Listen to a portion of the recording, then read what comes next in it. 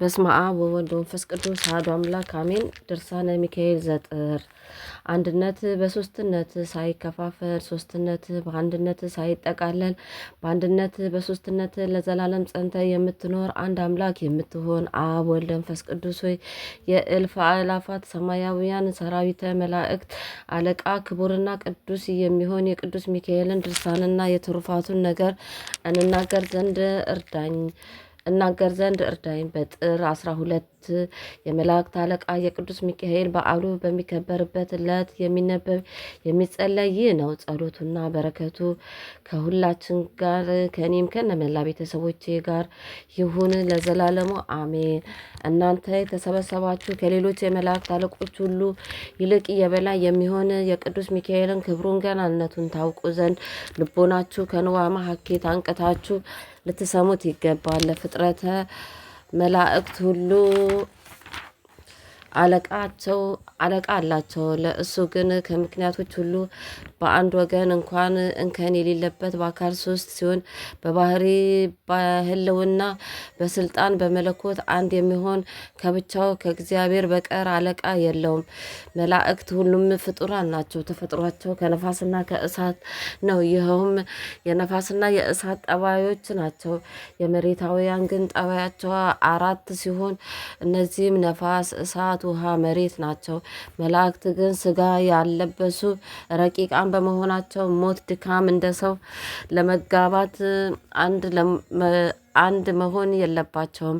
በሚዋለዱ ገንዘብ ይዋለዱ ዘንድ ልማደ ሰብእ የላቸውም። የሴትና የወንድ ጠባይ የለባቸውም። ነገር ግን ፈጽሞ ብዙ ናቸው። ብዛታቸውም ዓለም ከተፈጠረ ጀምሮ እስከ ዓለም ፍጻሜ ድረስ የሚወርደው ነጠብጣብ ዝናብ እያንዳንዱ ቢቆጠር ለግዛቱ ወሰን የሌለው በሕሊናት ሁሉ ላይ የሰለጠነ የእግዚአብሔር ንዑዳን ክቡራን የሚሆኑ መላእክተኞችን እንደዚሁ ይበዛሉ። ለአዳም ልጆችና ለከዋክብትም በየወገናቸው የሚጠብቋቸው የታዘዙ መላእክት አሏቸው። ካደሩበት ወደሚውሉበት ከዋሉበት ወደሚያድሩበት እየተንከባከቡ ይመራቸዋል። ለአራዊትም ለእንስሳትም ለወፎችም በባህር ውስጥ ለሚኖሩ አሶችም በደመ ነፍስ ሕያው ሆኖ ለሚኖር ፍጥረትም ሁሉ ለእያንዳንዳቸው ከልዑል እግዚአብሔር የታዘዘ ጠባቂ መልአክ አላቸው። ንዑዳን ክቡራን የሚሆኑ መላእክተ ብርሃን ግን የብርሃንን ልጆች ይጠብቋቸዋል። ውሉደ ብርሃን የተባሉ ክርስቲያኖች ናቸው። ከነሱም ጋራ ያሉ የእግዚአብሔር ወገኖች እስራኤላውያን ናቸው። እነዚህም የዘላለምን ሕይወት ይወርሱ ዘንድ ይጠብቋቸዋል። ለሁሉም የጽድቅ ምልክት አለባቸው። መላእክተ ጽልመት በልዑል እግዚአብሔር ትእዛዝ ያልተጠመቁ ያላመኑ የጨለማ ልጆች ጊዜያቸው ሳይደርስ ያለ ጊዜያቸው እንዳይሞቱ ይጠብቋቸዋል። ነቢዩ ዳዊት እግዚአብሔር ፍርድ ለሚያገኙ ፍርድ እስኪሰጥ ድረስ በዚህ ዓለም ወገኖቹን ችላ ብሎ አይተዋቸውም እንዳለ በወንጌል እንዲህ የሚል ጽሑፍ ስለ አለ። ለደጋጎች ደግ እንደሆነ ለክፎችም ፀሐይን ያወጣላቸዋል። በዚህም ዓለም ላሉ ስጋዊ ደማዊ ለሚሆኑ ፍጥረታት ሁሉ በትክክል ዝናምን ያዘንምላቸዋል። በሚመጣው ዓለም ግን በእውነት ለዘላለሙ ክቡር ምስጋና የባህሪው የሚሆን እሱ ለሁሉም እንደ ስራ ዋጋውን ይከፍለዋል። የቤተ ክርስቲያን ልጆች ሆይ ያልተጠመቁ በድንቁርና ያሉ አሕዛብን መላእክተ ጽልመት እንዲጠብቋቸው ስሙ። አራዊትንም እንስሳትንም አእዋፍ በባህር ውስጥ የሚኖሩ አሶችንም በደመ ነፍስ ሕያው ሆኖ የሚንቀሳቀሰውንም ሁሉ እንዲጠብቁት እወቁ። የሳጥናኤል ሰራዊት አጋንንት ሰይጣናት ረቂቃንነት ያላቸው ከደመናት በላይ የሚኖሩ ሰውን የሚያስቱ እርጉማን የተረገሙ በሰው ልቦና ውስጥ ገብተው ተንኮልን የሚያስተምሩ ኃጢአትን የሚያሰሩ እሊህ የሰይጣን ሰራዊት ነፍስና ስጋ ያላቸው አይምሰላችሁ። እነሱስ ከአለቃቸው ከዲያብሎስ ጋር አስቀድሞ ሳይበድሉ በፊት ተፈጥሯቸው እንደ መላእክት ብርሃን ከእሳትና ከነፋስ ነበር። ከበደሉ በኋላ ግን እንደ ጢስ ሆኑ፣ እውራንም ሆኑ። ንዑዳን ክቡራን በሚሆኑ ቅዱሳኑ ላይ አድሮ ከሚኖር የጌትነቱ ብርሃን ተራኩተዋልና። ዳግመኛም ንጽሕናን ቅድስናን ከያዙ ከተቀበሉ በኋላ ርኩሳን ድል እርኩሳንን ድል የተነሱ ሆኑ። ሶስተኛም አእምሮ ከተሰጣቸው በኋላ ሰነፎች ሆነዋልና፣ ስለዚህም ንስሐ ገብተው ወደ ፈጣሪያቸው ይመለሱ ዘንድ መመለስ አይቻላቸውም። ነገር ግን በፍርድ ቀን አእምሮ ተሰጥቷቸው የማይረባ የማይጠቅም ንስሐ ቢገቡም ለሰይጣንና ለሰራዊቱም ሁሉ ወደ ተዘጋጀው የስቃይ ቦታ ከመግባት አይድኑም። ለእነሱም ሰውን ከማሳት በስተቀር ምን ስልጣን የላቸውም። እግዚአብሔርም ማንንም ማን ይጠብቁ ዘንድ አይልካቸውም። ሰውም ቢሆን እንስሳትንም ቢሆን እነሱስ የሚያሳስቱ የሚያወናብዱ እግዚአብሔርን የሚጠሉ እሱም የሚጠላቸው የእውነት ጠላቶች ናቸው እንጂ። ዳሩ ግን በባህርና በየብስ የሚኖሩ ስጋን የለበሱ አጋንንት አሉ። እነሱም እንደ ሰው ያገባሉ፣ ይጋባሉ፣ ይወልዳሉ፣ ይዋለዳሉ፣ ስለዚህም ይሞታሉ። መልካቸውም እንደ ሰው የሆነ አሉ። እባቦችን የሚመስሉ አሉ። ልዩ ልዩ መልክ ያላቸው አሉ። እነዚህ ግን ማንን አያስቱም፣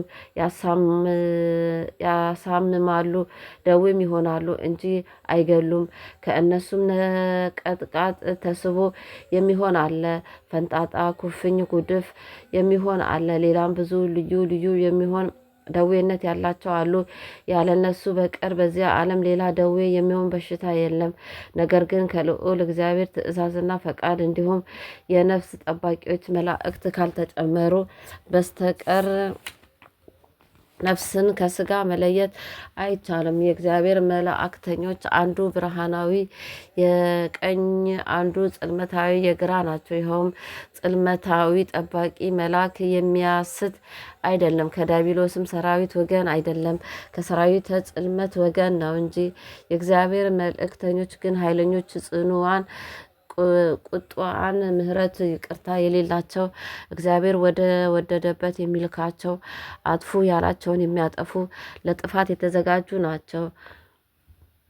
እሊህም ዝሙትን፣ ዘፈንን ስላበዙ ከያፌት ልጆች ወገን በአንድ ቀን 80,000 የገደሉና በኋላም ዘመን ይህን ዓለም ለማጥፋት የሚመጡ እስክንድር ንጉሥ የዘጋባቸው ጎግ ማጎግ የሚባሉ አገራቸውን የወረሱባቸው ናቸው። በእነዚያም ወራቶች በሽታ፣ ችግር፣ መጨነቅ፣ መዓት ይበዛል። ሰው ሞትን ቢሻ አያገኝም። ወደ ገደልም ቢወርድ ወደ ባህርም ቢሰጥም 5 ዘመናት እስኪፈጸሙ ድረስ መሞት አይቻለውም። ስለ እነዚህም ዘመናትን ከችግሩ ከበሽታውና ከአጻዕሩ ብዛት የተነሳ በእነዚህ ዘመናት ያልነበሩ ሰዎች ንዑዳን ክቡራን ናቸው አለ እግዚአብሔር። ከሐሳዊ መሲህም በኋላ እንደዚህ ይሆናል። ጌታችን ኢየሱስ ክርስቶስ ሰው የሆነበት የደህንነት ወር የሚሆን አስቀድሞ በመጋቢት 29 ቀን ዓለምን ለማዳን እንደመጣ እንዲሁም በሙታንና በሕያዋን ለመፍረድ በዕለተ እሁድ ይመጣል። ወደ ቀደመ ነገራችን እንመለስና የኃጥአንን ነፍሳት የሚያጋፏቸው የሚያዳፏቸው ለፈጣራቸው የሚቀኑ እሊህ ጸሊማን መላእክት ናቸው። ግርማቸው ሞት ነው። እሊህም ከነግ እስከ 3 ሰዓት 7,000 ከዳዊት ሰራዊት 13,000 ከሰናክሬም ሰራዊት የገደሉ ናቸው። እንደዚሁም ሁሉ ጌታችን ወደ ወደደበት መዓት ወደ ተያዘዘበት ቦታ ይልካቸዋል። ስለዚህም ጴጥሮስን ጌታው እንዳለው ከ12ቱ ነገድ ከሌጌዮን ሰራዊት ወገን ዛሬ ይልክልኝ ዘንድ የባህሪ አባቴን መማለድ የማይቻለኝ ይመስልሃልን አለው። ስለ ክፋታቸው በሌጌዮን ይመሰላሉ። ሌጌዮን እርኩስ መንፈስ ነውና። 12ቱ ሰራዊተ ጽልመት በአዳም ልጆች ልክ 12 ነገድ ናቸው። መላእክተ ብርሃን ግን 99 ነገድ ናቸው። እነዚሁም ለበጎ ነገር እንጂ ለማጥፋት ለመግደል ወደ ማንም ቢሆን አይላኩም። ደጋጎች ቅዱሳን አገልጋዮች ናቸውና በእኛ ዘንድ ካህናት ከሕጋቸው ከስልጣናቸው እንዳይሻሩ መግደል እንዳይገባቸው እነሱም በጎ ስራ ሰርተው የዘላለምን ሕይወት መንግስተ ሰማያትን ይወርሱ ዘንድ ወደ አላቸው ሰዎች ለይቅርታና ለሰላም ይላካሉ እንጂ ለሕዝባውያን ግን ሞት የሚገባቸው በፍርድ ይሰሩ ይቀጡ ዘንድ ከልዑል እግዚአብሔር ስልጣን ተሰጥቷቸው እንደዚህም ሁሉ መላእክተ ጽልመት ይሙት በቃ የተፈረደበትን ይገድላሉ። መላእክተ ብርሃን ግን ማንንም አይገድሉም። መላእክተ ብርሃንስ ንዑዳን ክቡራን ታማኝ አገልጋዮች ስለሆኑ ቅዱስ ቅዱስ ቅዱስ እግዚአብሔር አሸናፊ የምትሆን የኃያላን ጌታ ጌትነት በሰማይ በምድር የመላ ነው እያሉ የምስጋና መስዋዕትን ያቀርባሉ። ሰራዊተ ቁዝን ያጠፉ ዘንድ ሚካኤልና ገብርኤል እግዚአብሔር በላካቸው ጊዜ አንድ ሰውስ እንኳን አልገደሉም። ለቴዎድሮስና ለገላውዲዮስ ሰይፍን ሰጣቸው እንጂ። እንደዚሁም ሁሉ ንዑዳን ክቡራን የሚሆኑ ቅዱሳን መላእክት እና መላእክተ ብርሃንም በማን ላይ ጥፋት አያመጡም። የመብረቅ መነጽራቸውን ተሸልመው በየሹመታቸው በሰማይ ሞልተው ይኖራሉ እንጂ ሊታያቸውና ይለምኑትም ዘንድ በወደደ ጊዜ በዚህ በመብረቅ መነጽር ይታያቸዋል። ሙሴንም በደመና አምድ እንደተናገረው እነሱን እንዲሁ ይነጋገራቸዋል። እንደዚህም ሁሉ በመብረቅ መነጽር መላእክትን ይነጋገራቸዋል።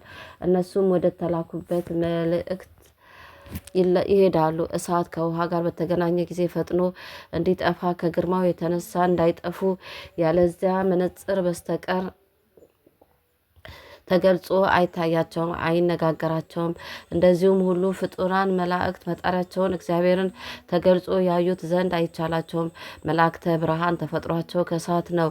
እንደ ነደ እሳት እሙንቱ ተብሎ እንደተጻፈ ሁሉም ከእሳት ባህሪ የተፈጠሩ ናቸው። እነሱም እሳት ናቸው። መነጽራቸው መብረቅ ነው። ያለዚህ የመብረቅ መነጽር በስተቀር ለመላእክት መለኮቱ የማይገለጽባቸው ከቶ እንደምን ነው? ፍለጋውን ያለማግኘት በቀር ይህን አስጨናቂ ነገር ለመመራመር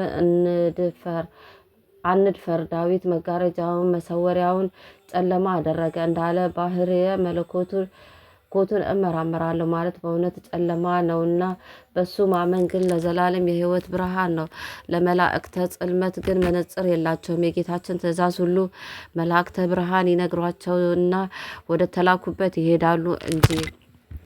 ለመላእክተ ብርሃንም ለመላእክት ጽልመትም አለቃቸው የመላእክት አለቃ ቅዱስ ሚካኤል ነው። ነገር ግን የመላእክት አለቆች ትክክል ናቸው። እነዚህም ንዑዳን ክቡራን የሚሆኑ ቅዱስ ሚካኤል፣ ቅዱስ ገብርኤል፣ ቅዱስ ሩፋኤል፣ ቅዱስ አፍኒንና ቅዱስ ራጉኤልም ቅዱስ ኡራኤልም ቅዱስ ሳቁኤልም 7 ሊቃናት የተባሉ ኃይላትም የሚባሉ እነዚህ ናቸው። እነዚህም በሹመትና በሰራዊት ትክክል ናቸው።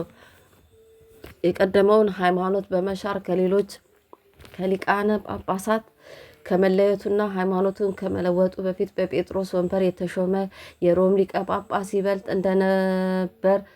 ይበልጥ እንደነበር እንዲሁም ቅዱስ ሚካኤል በክብር ይበልጣቸዋል። ንዑድ ክቡር ለሚሆን ለቅዱስ ሚካኤልም ለክብሩ ገናንነት የተነሳ አምላክን እንደ ወለደች እንደመቤታችን እስከ ምጽአት ድረስ በየወሩ በዓል ተሰራለት።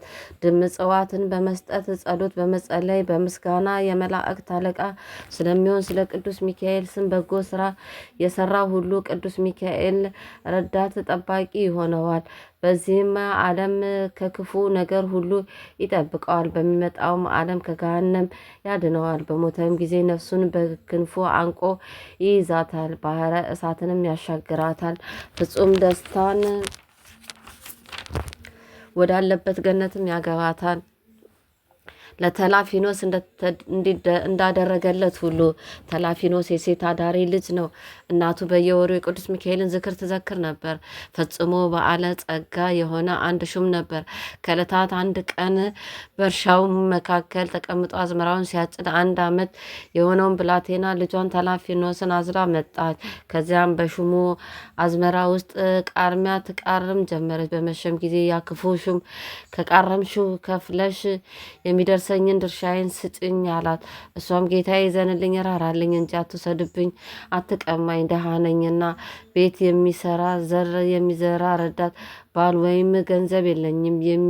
የቅዱስ ሚካኤልን በዓል ደርሶብኛልና ከሕፃንነቴ ጀምሮ ንዑድ ክቡር የሚሆን የመላእክት አለቃ የቅዱስ ሚካኤልን የበዓሉን መታሰቢያ እስከ አሁን ድረስ ከቶ አስታጉዬ አላውቅም አለችው። ያም መኮንን ደሃ ብትሆኝስ የመላእክት አለቃ የቅዱስ ሚካኤልን በዓል መታሰቢያ ባላደረግሽ ነበር። ይልቁንስ ድርሻዬን ስጭኝና ድርሻሽን ውሰጂ አላትና ድርሻውን ሰጥታ ሄደች። በነጋታውም ትቃርም ዘንድ መታ ብላቴናውን ከባለጸጋው አጠገብ አስቀምጣ ልትቃርም ሄደች። ብዙ ሰዎችና በቀኙና በግራው ተሰልፈው ያጭዱ ነበርና ያን ባለጸጋ ከተላፊኖስ ጋር በእርሻው መካከል ተቀምጦ ሳለ ቅዱስ ሚካኤልና ቅዱስ ገብርኤል በሰው አምሳል ተገልጸው ታዩት። ሰላምታ ከሰጡት በኋላ ይህ የማን ነው ልጅ ቢሉት የአንዲት ድሃ ሴት ልጅ ነው አላቸው። ይህ ሕፃን እናቱን ስለገፋት በእግዚአብሔር ትእዛዝ ቤት ንብረትን ይወርስሃል፣ በሱ ዘንድ ፊት አይቶ ማዳላት የለበትምና አሉት። ይህንንም ከተናገሩ በኋላ ከፊቱ ተሰወሩ። እሱ ግን ከምቀኝነቱ የተነሳ አእምሮውን ያጣ ሆነ። እናቱም ተጣርቶ ይህን ብላቴና አሳድገው ዘንድ ስጭኝ አላት። እሷም ከቅዱስ ሚካኤልና ከቅዱስ ገብርኤል ጋር አደራ ላንተ ነው ብላ ሰጠችው። እሱም ብላቴናውን ወስዶ በሳጥን ቆልፎ ከባህር ውስጥ ጣለው። አንድ አሳ የሚያጠምድ ሰው ከባህር ውስጥ አግኝቶት ወደ ቤቱ ወሰደውና በዚያ ሀገር አደገ። ሕፃኑም 12 ዓመት በሆነው ጊዜ ያ ባለጸጋ ሰው በእንግድነት ወደዚያ ሀገር ሄዶ ሳለ ስሙን ተላፊኖስ ብለው ሲጠሩት ሰማ። ያ መኮንን ይህ ተላፊኖስ ማለት ትርጓሜው ምንድን ነው ብሎ ቢጠይቃቸው ከውሃ ውስጥ በሳጥን የተገኘ ማለት ነው አሉት። በምን ጊዜ በማናቸው ወንዝ አገኛችሁት አላቸው። ዘመኑ 12 ዓመት ይሆናል። እሱም እስኪ ሳጥኑን አሳዩኝ አላቸው። ያንን ሳጥን አሳዩት። መኮንኑም የእሱ ሳጥን እንደሆነ አውቆ ብላቴናውን ከወጥመዱ ስላመለጠና ከሞት ስለተረፈ ጥርሱን አፋጨ። ይህንን ባሪያ በዋጋ ሽጡልኝ አላቸው። አንሰጥህም፣ በሚስቶቻችን ጡት አድጓልና ልጃችንን መሸጥ ይሆንብናልና አሉት። ወርቅና ብር ሌላም የአስር ግመል ጭነት ልብስ ጨምሬ እሰጣችኋለሁ አላቸው። እነሱም ተስማምተው ዋጋቸውን ተቀብለው ተላፊኖስን አሳልፈው ሰጡም። ከዚህ በኋላ መኮንኑ ይችን ወረቀት ይዞ የመጣውን ሰው ሳታውሉ ሳታድሩ እንደደረሰ በሰይፍ አንገቱን ቁረጡት የሚል ደብዳቤ ጽፎ ይህ ወረቀት ለሚስቴ ስጥና ሰው በተሰበሰበበት አደባባይ ያንብባት ብሎ ላከው። 2 መንገድ መሪዎች ጨምሮ ለተላፊኖስ ሰጠውና ይሁዳ ጌታን በመሳም እንደ አስያዘው በሽንገላና በተንኮል ራሱን ሳመው። ተላፊኖስም በጉዞ ላይ ሳለ የመላእክት አለቃ ቅዱስ ሚካኤል በመንገድ አገኘውና ያስከውን ደብዳቤ አሳየኝ፣ እግዚአብሔር ወደ አንተ ልኮኛልና አለው። ተላፊኖስም ጌታዬ አላዘዘኝም፣ የላከኝን ትእዛዝ እተላለፋለሁን? አላሳየህም አለው። የመላእክት አለቃ ቅዱስ ሚካኤልም መግለጡንስ አትግለጥ፣ እንደተጠቀለለ አሳየኝ እንጂ አለው። ተላፊኖስም ለቅዱስ ሚካኤል ባሳየው ጊዜ ቅዱስ ሚካኤል 3 ጊዜ እፍ ቢልበት የሞትን መልእክት ወደ ሕይወት መልእክት ለውጦ ሰጠው። ከዚህም በኋላ ወደ ሰማይ አረገ። ተላፊኖስም ያችን ወረቀት አድርሶ ለመኮንኑ ሚስት ሰጣትና ሕዝቡ በተሰበሰበበት ጉባኤ ፊት ተነበበች። የደብዳቤውም ቃል እኔ መኮንን እከሌ ይህንን ዓለም ንቄ ተውኩ፣ ሹመቴንም ገንዘቤንም ለልጄ ለተላፊኖስ አውርሻለሁ። ልጄን እገሊትም ያግባ፣ በወንበሬም አስቀምጡት፣ በራሱ የወርቅ ዘውድ ድፉለት፣ በዝርግፍ ወርቅ ሸልሙት፣ በነጋሪት ድምፅ ዝፈኑ። ይህንን ትእዛዝ ያልተቀበለ ለአንገቱ ሰይፍ ይዋሰው የሚል ነበር። በደብዳቤውም ውስጥ ከሚስቱና ከሌሎቹ ባለሟሎች ጋር የሚተዋወቁባት ልዩ ምልክት ተገኘች። ደብዳቤዋም በተነበበች ጊዜ የመኮንኑ ሚስት ተላፊኖስን እየመሩ የመጡ የባሏን 2ቱን አሽከሮች ጌታዬ በእውነት ላከን አለቻቸው። እነሱም ደብዳቤ አሰጥቶ ራሱን ሲስመው አይተናል፣ ለሀገሩም ሰዎች ገንዘቡን ሁሉ ሲዘራ ተመልክተናል አሏቸው። ሚስቱም ይህንን ነገር በሰማች ጊዜ አለቀሰች፣ የራሷንም ፀጉር ቆረጠች፣ በራሷ ላይ አመድ ትቢያ ነሰነሰች፣ ማቅም ለበሰች፣ መበለትም ሆና ቀረች። የአገሩ ሰዎች ግን በነጋሪት ድምፅ እያወኩ እየዘፈኑ ተላፊኖስን አነገሱት፣ ሾሙት፣ የመኮንኑ ልጅ አጋቡት። ውሃውንም ለውጦ የወይን ጠጅ ያደረገ ጌታ የአብ የቃል ኪዳኑ መልእክተኛ በሚሆን በመላእክት አለቃ በቅዱስ ሚካኤል ቃል የሞቱን መላእክት ወደ ሕይወት ለውጦታልና። ተላፊኖስም አዋቂ ሰው ቸር ሆነ፣ ለሁሉም በጎ ስራን ሰራ። በግዞት ያሉትን የተማረኩትን ሁሉ ነፃ አወጣ። የመላእክት አለቃ ቅዱስ ሚካኤልም ተላፊኖስን በሕልም እንዲህ ሲል ታየው። ልዑል እግዚአብሔር ኃይሉን የሚገልጽብኝ ተፈጥሯቸውን ከእሳት የሚሆን የሰራዊት መላእክት አለቃ የምሆን ከሕፃንነት ጀምሮ እስከ ዛሬ ድረስ የጠበቅኩ ስለ እናትህም ቃል ኪዳን ከብዙ መከራና ሞት ያዳንኩ እኔ ቅዱስ ሚካኤል ነኝ አለው። ቀጥሎም በየጊዜው ያገኘውን ነገረው። ዛሬም ትንቢት በተነገረልህ ጊዜ ያንን መኮንን በታየሁበት በተነጋገርኩበት እርሻ መካከል በእኔ ስም ቤተ ክርስቲያንን ስራ። ያም ጎስቋላ ሹም ከጥቂት ዘመን በኋላ ወደ አንተ ይመጣልና የቤተ ክርስቲያኑን ቅጥረ ግቢ ጠባቂ አድርገው። ያችንም እርሻ ለቤተ ክርስቲያን መብአ መገበሪያ ይሆን ዘንድ ስጥ አለው። እሱም ለመባ ለመገበሪያ ይሁን ብሎ ሰጠው። ያም መኮንን ከጥቂት ዘመን በኋላ ተመልሶ መጣ። የቤተ ክርስቲያንና የእርሻውን ጠባቂ አደረገው። ባለ ዘመኑ ሁሉ ከዚያ ከቤተ ክርስቲያን ለሚወጣና ለሚገባ ኃጢአቱን እየተናዘዘ ኖረ። የድሃን ገንዘብ በአመፅ በሽንገላ የሚቀሙ ባለጸጎች ይገሰጹ ዘንድ ነዌ የተባለ ባለጸጋ ከድሃው ከአልዓዛር እጅ ውሃን እስኪለምን ድረስ በሲኦል ፍዳውን እንደተቀበለ እንደተቃጠለ፣ እንደዚህም ሁሉ ባለጸጎች ሁሉ በዚያ ዓለም ምጽዋት በመስጠት ነዳያንን ካልጎበኟቸው ከነዳያን እጅ ውሃን እስከ መለመን ደርሰው በሲኦል ይጨነቃሉ ብሎት ከሱ ተሰወረ። ከዚህም በኋላ ተላፊኖስ የመላእክት አለቃ ቅዱስ ሚካኤል እንዳዘዘው አደረገ። ቤተ ክርስቲያንም በቅዱስ ሚካኤል ስም አሳንጾ በፍጹም ክብር አከበራት። ያም መኮንን የተላፊኖስን ትእዛዝ ተቀብሎ የመላእክት አለቃ የቅዱስ ሚካኤል ቤተ ክርስቲያን አገልጋይ ሆነ። ባለ ዘመኑ ሁሉ በድህነት ተይዞ የቅዱስ ሚካኤልን እርሻ አዝመራ ሲጠብቅ ኖረ። ተላፊኖስም ምጽዋትን በመመጽወት ጸሎት በመጸለይ በጎ ስራ እየሰራ ብዙ ዘመን ከኖረ በኋላ በበጎ እረፍት አረፈ። ለዘላለሙ የማታልፍ መንግስተ ሰማያትንም ወረሰ። ልመናውና በረከቱ ከአንባቢው ከሰሚው ከጸሐፊውም ከሚያጽፈውም ጋር አድሮ ብን ይኑር ለዘላለሙ ይጠብቀን አሜን። በእውነቱ ከተላፊኖስ ከፍተኛ እርዳታ ያደረገለት የመላእክት አለቃ ቅዱስ ሚካኤል ይህ ነው። በቸርነቱ ላይ ለሰው ታዛዥ ነውና ዲያብሎስ ከወደቀና ከተዋረደ በኋላ ቅዱስ ሚካኤል ተሾመ የሚሉ አሉ። ነገር ግን እንደዚህም አይደለም። ዲያብሎስ ሳይወድቅና ሳይዋረድ አስቀድሞ የመላእክት አለቃ ቅዱስ ሚካኤል ሹም ነበር እንጂ። ሰባቱ የመላእክት አለቆች ከሰራዊቶቻቸው ጋር እንደዚህ ይኖራሉ። ለሁለቱም ነገድ ግን አለቃ የላቸውም። እነዚህም ሱራፌል ኪሩቤል ናቸው። አለቃቸው ፈጣሪያቸው እግዚአብሔር ነውና ከሳኦል አስቀድሞ ብቻውን ነግሶ እንደነበረ ከሳኦል በኋላ ግን እግዚአብሔር ሳሙኤልን ጠርቶ ወገኖቼ እስራኤልን ንቀውኛል፣ ንጉሥ አንግስላቸው፣ የዚህን ንጉሥ አስተዳደሩና ፍርዱን እስክታውቅ እኔ ንጹሐን ባህሪ ነኝና አለው። ስለዚህም ክብር ለማግኘት ይህን ነገር ለሰው ይለምኑ ዘንድ አይሹም። ይህንን አድርግልኝ ብለው ከእግዚአብሔር ዘንድ ሊለምኑ ምን አይቻላቸውም።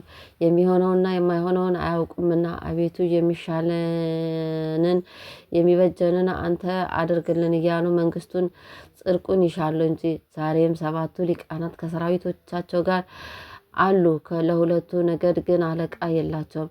9ኛ ነገድ ማዕረግ ይሆነዋልና።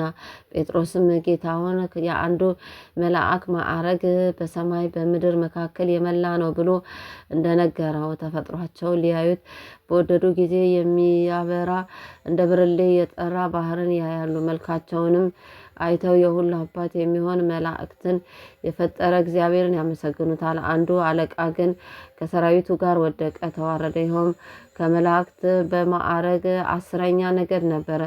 ስለ እነሱ ፈንታ በሚመጣው ዓለም ጻድቃን በእነሱ ቦታ ገብተው ይቆጠራሉ። ስለዚህም ሰይጣን በሰው ልጅ ላይ ይቀናል።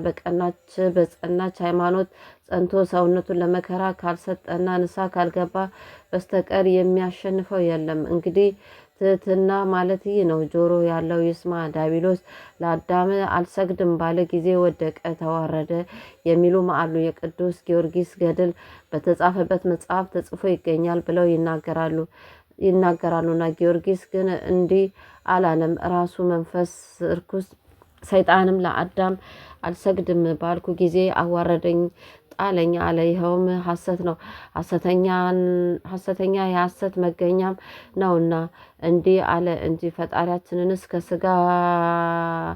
ከስጋዌው አስቀድሞ ለፍጥረቱ ይሰግዱ ዘንድ መላእክትን አላዘዛቸውም። ከስጋዊው በኋላ ግን ፍጥረት ሁሉ ለእሱ ስጋ ሰገዱለት። ስጋ የባህሪ አምላክ ሆኖ በአብ ቀኝ ተቀምጧልና። አዳም የተፈጠረ አርብ ነው። ዲያብሎስ ግን አዳም ከመፈጠሩ በፊት አስቀድሞ ረቡዕ ቀን ወደ ተዋረደ እግዚአብሔር በመጀመሪያው ቀን እሁድ ሰማይና ምድርን ውሃንና መሬትን ነፋስንና እሳትን መላእክትን ጨለማንና ብርሃናትን ፈጥሯልና። ሰኞም በዚህ ዓለም ሞልቶ የነበረውን ውሃ ከሶስት ከፈለ። ነገር ግን መላእክትን ፈጥሮ አልፈጸመም። ጌታችን ኢየሱስ ክርስቶስ በወንጌል አባቴ እስከ ዛሬ ይሰራል፣ እኔም እንደሱ እፈጥራለሁ እንዳለ፣ ኦሪትም ፍጥረት ሁሉ በስድስተኛው ቀን ተፈጸመ እንዳለች የስራ ውጤቶች የምንሆን እኛም ያን ጊዜ ተፈጠርን። አቤቱ በእውነት ሁላችን አዳም በተፈጠረበት ቀን ተፈጠርን። አትክልትና አዝርዕት ልምላሜም ሳርም ሁሉ ማክሰኞ ሲፈጠሩ ፀሐይ፣ ጨረቃ፣ የሰማይ ከዋክብት ደግሞ ረቡዕ ተፈጠሩ። ሰይጣን ዲያብሎስ ግን ብርሃናትን አሸብርቆ የመልካቸው ጸዳል ባየ ጊዜ ዙፋኔን በእነሱ ላይ እዘረጋለሁ፣ ልዑል እግዚአብሔርንም እመስለዋለሁ ስላለ በዚሁ በዕለተ ረቡዕ ወደቀ፣ ተዋረደ። በዕለተ ሐሙስም በደመ ነፍስ ሕያዋን ሆኖ በባህር ውስጥ የሚንቀሳቀሱ ፍጥረቶችን ከምግባቸው ጋር ፈጠረ። አርብ ግን አዳምና በክንፍ የሚበሩ በራሪ ፍጥረቶችን ፈጠረ። ከነዚህም የሚበሉ አሉ። በዕለተ ቀዳሚት ስራውን ፈጽሞ ከስራው ሁሉ አረፈ። ለዘላለም ክብር ጌትነት የባህሪ ገንዘቡ የሚሆን ለሱ ምስጋና ይግባው፣ አሜን። እንግዲህ እናንተ የክርስቲያን ወገኖች የሆናችሁ ሁሉ በዚህ ዓለም በረከትን እንዲያድላችሁ በሚመጣውም ዓለም በክንፉ ባህረ እሳትን እኔንም እናንተንም ያሻግረን ዘንድ በየወሩ የቅዱስ ሚካኤልን በዓል አክብሩ፣ መታሰቢያውን አድርጉ። ተፈጥሮ ከሚያቃጥል ነድ እሳት እና ነበልባል የሆነ የመላእክት አለቃ ቅዱስ ሚካኤል ያደረገው ተአምር ይህ ነው። ልመናው፣ በረከቱ፣ አማላጅነቱ የክርስቲያን ወገኖች የዚህ ቦታ ቡቃያዎች ወጣንያን ከምንሆን ከወንጌል ልጆች አትክልቶች በደመ ወልደ እግዚአብሔር በተቀባን ከሁላችን ጋር ይኑርል። ከክፉ ዘመን መከራም ያድነን ለዘላለሙ አሜን። በአንዲት ሀገር ውስጥ አንዲት ክርስቲያን ሰው እንደነበር ተነገረ። እግዚአብሔርንም ይፈራ ነበር፣ ትእዛዙንም ያከብር፣ ለበጎ ስራ ይተጋ ነበር። የመላእክት አለቃ ቅዱስ ሚካኤልንም ይወደው እና በፍጹም ደስ ብሎት ዝክሩን ይዘክር ነበር። ያም ክርስቲያን ሰው ሚስቱን፣ ልጆቹን፣ አሽከሮቹን እና ቤተሰቡን የሚያስተዳድረው በእርሻ ስራ ከሚያገኘው ምርት ነው። እሱም አስቀድሞ በታላቅ ደስታ የቅዱስ ሚካኤል የበዓሉ መታሰቢያ እያደረገ ይኖር ነበር። ከዓመታት በአንዲቱ ዓመቱ በእርሻው ላይ የዘራው አዝመራ ያማረ የበጀ ሆነለት። ብዙ ስንዴም ሌላም በየአይነቱ ብዙ የእህል ምርት አመረተ። ነገር ግን እንደ ቀድሞ ስራው አልሰራም። የመላእክት አለቃ የቅዱስ ሚካኤልን የበዓሉን መታሰቢያ ዝክሩን ማድረግ ቸል አለ። የቀድሞ ስራውን ዘነጋው። በአዝመራው ሁሉ ውስጥ ትል ወጥቶ እጅግ ያማረ የበጃ አዝመራውን ሁሉ በልቶ አጠፋበት። ያን ጊዜ አሳብ ገባው፣ ታላቅ ድንጋጤ ማደረበት። የመላእክት አለቃ የቅዱስ ሚካኤልን የበዓሉን መታሰቢያ ስላስታጎለ ታላቅ መከራ ደርሶበታልና አዝመራውን ሁሉ ጠፍቷልና። ከዚሁም በኋላ ተጸጽቶ የመላእክት አለቃ የቅዱስ ሚካኤልን የበዓሉን መታሰቢያ ዝክር በፍጹም ትጋት ከቀድሞ የበለጠ ማድረግ ጀመሩ። ንስሐም ገባ። ባለ ዘመኑ ሁሉ በጎ ስራ መስራትን አላቃለለም፣ ችላም አላለም።